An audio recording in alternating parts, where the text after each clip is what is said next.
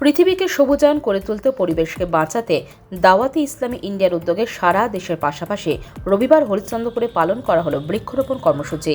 এদিন হরিশ্চন্দ্রপুর গ্রামীণ হাসপাতাল হরিশ্চন্দ্রপুর থানা চত্বরে বৃক্ষরোপণ করা হয়।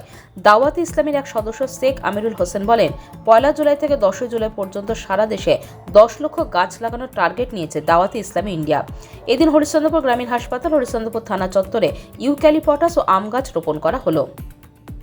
রক্ষা করার আমার যেটা প্রধান টার্গেট মনে হয়, যেটা আমাদের পশ্চিমবঙ্গ গভর্নমেন্ট সরকার নিয়েছে, যে প্রত্যেকটা ডেলিভারি হওয়ার পরে যখন একটা বাচ্চা ভূমিষ্ঠ হচ্ছে তখন যাতে একটা গাছও ভূমিষ্ঠ যদি করা যেতে পারে, তাহলে আমার মনে হয় পৃথিবীতে সবচেয়ে বেশি গাছ উৎপাদন হবে। কিন্তু সেটা যখন আমরা এগাচ্ছি এই পথে, হয়তো হসপিটাল বা আমাদের গভর্নমেন্ট চত্বর থেকে বা আমরাও কিছুটা এগোলেও সবাই যতদিন না এগিয়ে আসবো বা সবাই যতদিন সচেতন না হবো, ততদিন গাছ রোপণ করার পরেও সেই রোপণে কোনো ফল লাভ হবে না।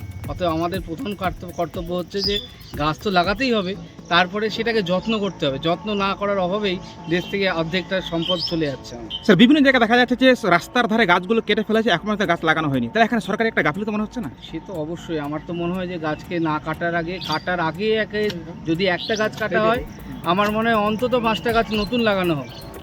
এছাড়া হরিশ্চন্দ্রপুরের জনবহুল এলাকায় প্রায় শতাধিক বৃক্ষরোপণ করা হয়। এই দিনের কর্মসূচিতে উপস্থিত ছিলেন দাওয়াতে ইসলামী ইন্ডিয়ার পশ্চিম বর্ধমানের জেলা সভাপতি আব্দুল কাদির ও সদস্য শেখ জামিউল হক সহ অন্যান্যরা। হরিশ্চন্দ্রপুর গ্রামীণ হাসপাতালের চিকিৎসক ও হরিশ্চন্দ্রপুর থানার পুলিশও এই কর্মসূচিতে অংশগ্রহণ করেন।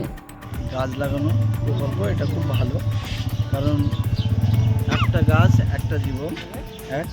আর 2 হচ্ছে, আমরা যদি গাছ না লাগাই আমরা বাঁচবো না। অদূর ভবিষ্যতে হয়তো দেখা যাবে এখানে আর বৃষ্টি হচ্ছে না, মরুভূমি হয়ে যাবে।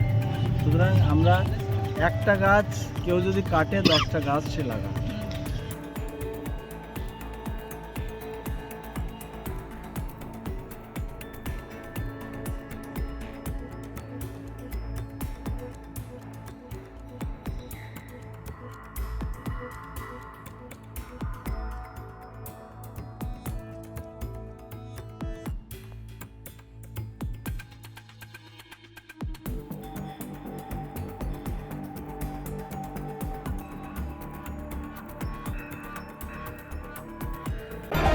Bureau news Bangla Times.